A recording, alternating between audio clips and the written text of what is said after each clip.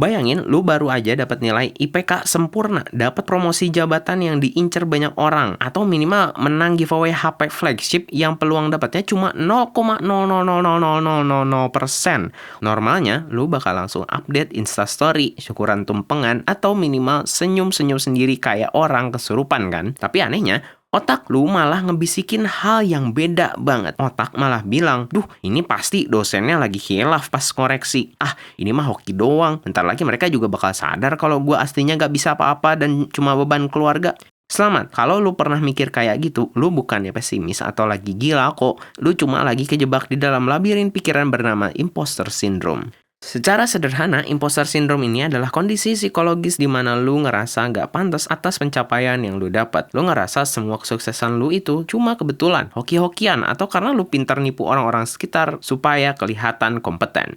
Lu hidup dalam ketakutan konstan kalau suatu hari nanti topeng tersebut bakal kebuka dan semua orang bakal tahu kalau lu tuh aslinya bukan siapa-siapa. Padahal aslinya tuh emang jago. Aneh kan? Tapi tenang, lu nggak sendirian. Lu tahu Albert Einstein? Ya, si jenius EMC kuadrat yang nemuin teori relativitas. Di akhir hayatnya, dia pernah curhat kalau dia ngerasa kayak penipu yang nggak sengaja terkenal karena ngerasa karyanya terlalu dilebih-lebihkan. Ada juga Maya Angelou, penulis legendaris yang udah nerbitin belasan buku bestseller, tapi setiap kali dia rilis buku baru, dia selalu cemas dan mikir, duh, apa kali ini mereka bakal sadar kalau gue cuma penulis amatir? Jadi, kalau ilmuwan paling jenius sejagat raya dan penulis legendaris aja bisa ngerasa kayak penipu, apalagi kita-kita yang kalau ngerjain tugas kelompok aja lebih sering numpang nama doang. Nah, biar kita nggak salah diagnosis, soalnya ada beda antara rendah hati sama takut neurotik. Mari kita bedah gejala-gejala utamanya. Coba lu cek, ada nggak tanda-tanda ini di diri lo? Pertama, atribusi eksternal. Ini istilah keren buat sifat yang selalu ngeles tiap dipuji. Pas lu berhasil ngakuin sesuatu yang keren banget, lu bakal langsung bilang, ah kebetulan doang kok, atau lagi hoki aja ini mah. Pokoknya, kerja keras dan skill lu haram hukumnya buat diakuin. Semua distribusikan pada keberuntungan.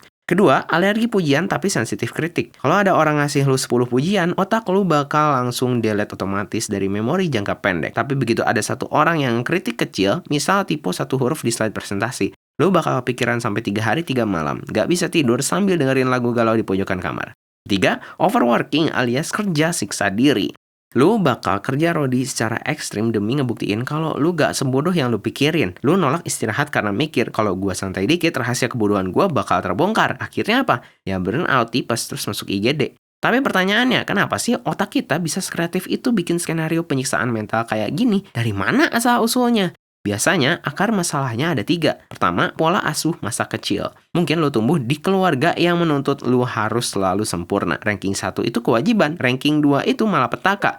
Akhirnya, lo terbiasa mengaitkan harga diri lo sama prestasi akademik yang sempurna tanpa celah. Kedua, transisi lingkungan. Misalnya, lu yang pas SMP jadi bintang kelas, begitu masuk SMA favorit atau kuliah di kampus top, lu mendadak sadar kalau di atas langit masih ada langit, dan di atas langit yang itu masih ada teman sekelas lu yang ambisnya nggak ngotak. Perubahan instan ini bikin otak lu kaget dan langsung ngerasa minder. Ketiga, emang bawaan lahir lu punya kepribadian perfeksionis. Standar lu buat diri sendiri tinggi banget, lebih tinggi dari langit ke-7. Jadi pas lu dapat nilai 95, lu bukannya senang dapat A, tapi malah depresi kenapa nggak dapat 100. Capek banget nggak sih jadi lu? Biar makin seru, seorang psikolog bernama Dr. Valerie Young membagi para penderita imposter syndrome ini ke dalam 5 tipe kepribadian. Coba lu dengerin baik-baik, terus diagnosis diri lu sendiri, kira-kira lu masuk golongan yang mana? Tipe pertama, the perfectionist. Tipe ini punya standar yang gak masuk akal tingginya. Bagi mereka, hasil kerja 99% sukses itu sama dengan gagal total. Kalau ada satu kesalahan sekecil remah-remah biskuit, mereka bakal ngerasa gagal secara moral sebagai manusia. Apakah lu tipe yang langsung pengen hapus akun sosial media cuma karena salah ngomong sedikit pas presentasi? Nah, fix lu tipe yang ini. Tipe kedua, the natural genius. Tipe ini terbiasa semuanya serba gampang pas kecil. Pas gede, begitu mereka nemuin hal baru yang agak susah dan gak bisa dikuasai dalam sekali coba, mereka langsung panik. Otak mereka langsung menyimpulkan, gua ternyata bego banget, kemarin-kemarin gua pura-pura pinter doang. Padahal ya, namanya belajar hal baru emang butuh proses. Gak mungkin semudah membalikan telapak tangan. Tipe ketiga, the soloist. Semboyan hidup tipe ini adalah gue bisa sendiri. Buat mereka, minta bantuan orang lain itu adalah tanda kelemahan dan bukti kalau mereka nggak kompeten.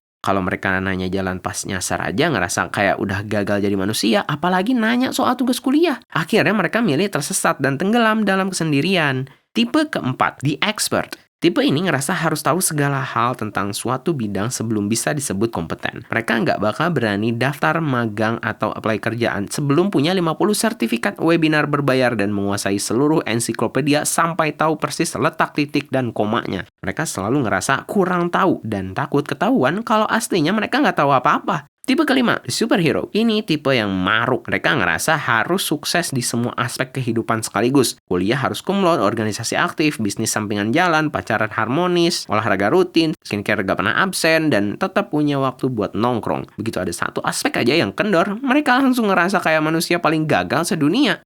Jadi, dari kelima tipe tadi, lu tipe yang mana? Atau jangan-jangan lu borong semua tipe kayak lagi belanja bulanan? Tulis di kolom komentar. Mungkin beberapa dari lu mikir, alah lagian kan bagus kalau kita ngerasa gak jago-jago amat, biar tetap rendah hati dan gak sombong.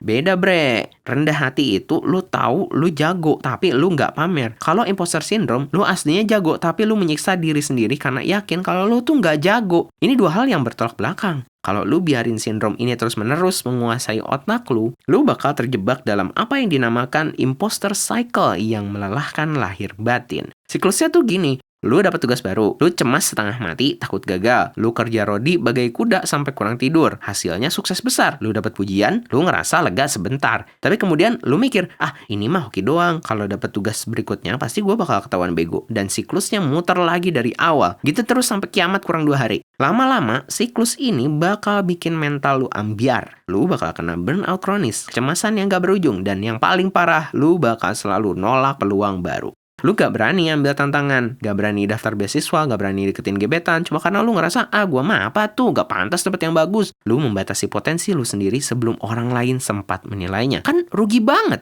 Oke, sekarang pertanyaannya, gimana cara kita keluar dari lingkaran setan ini? Gua punya beberapa tips praktis yang bisa langsung lu coba mulai hari ini. Pertama, acknowledge and share. Cara paling cepat buat ngurangin kekuatan monster di dalam pikiran adalah dengan ngeluarin dia ke dunia nyata. Akui kalau lu lagi ngerasa cemas, terus obrolin ini sama teman deket yang lu percaya. Lu bakal kaget pas tahu kalau ternyata temen lu yang kelihatannya paling tenang dan pintar di kelas pun diam-diam punya ketakutan yang sama persis kayak lu. Begitu beban ini dibagi, rasanya bakal jauh lebih enteng. Kedua, pisahin perasaan versus fakta. Ingat baik-baik kalimat ini. Hanya karena lu merasa bodoh, bukan berarti faktanya lu bodoh. Perasaan itu subjektif dan sering bohong, sedangkan fakta itu subjektif. Jadi, pas otak lu mulai bisikin, lu tuh gak bisa apa-apa. Langsung lawan pakai fakta empiris, tulis di kertas. Faktanya, gua berhasil lulus ujian kemarin. Faktanya, gua bisa nyelesain project ini tepat waktu. Biarkan data yang berbicara, bahkan bacotan otak lu yang lagi insecure.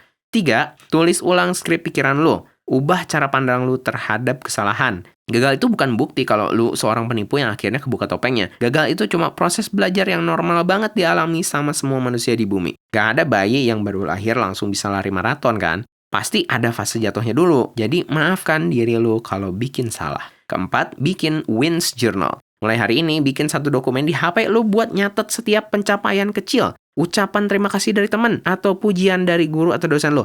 SS cacat positif dari orang lain tentang kerjaan lu. Nah, pas imposter syndrome lu lagi kumat dan otak lu mulai ngebully diri lu sendiri, buka folder jurnal kemenangan ini sebagai bukti konkret buat nampar balik rasa insecure lu itu. Dengerin gue baik-baik guys, lu ada di posisi lu yang sekarang, bisa masuk sekolah elit, kuliah di jurusan favorit, dapat kerjaan dengan gaji tinggi, atau punya pencapaian setinggi langit. Itu bukan karena kebetulan. Lu ada di sana karena lu emang layak, lu udah berjuang dan lu punya kemampuan buat mendapatkan semua itu. Otak kita emang kadang suka jahat dan pinter banget nyari celah buat bikin kita ngerasa kecil. Tapi sekarang lu udah tahu triknya. Jadi jangan mau kalah sama isi kepala lu sendiri ya. Sekarang giliran kalian, coba cerita di kolom komentar, lu pernah gak sih kejebak di imposter syndrome ini? Terus dari 5 tipe tadi, lu ngerasa tipe yang mana? Jangan lupa buat like video ini kalau lu ngerasa dapat pencerahan. Share ke teman-teman lu yang kerjanya overthinking mulu. Dan pastinya subscribe biar gak ketinggalan video seru lainnya dari kita.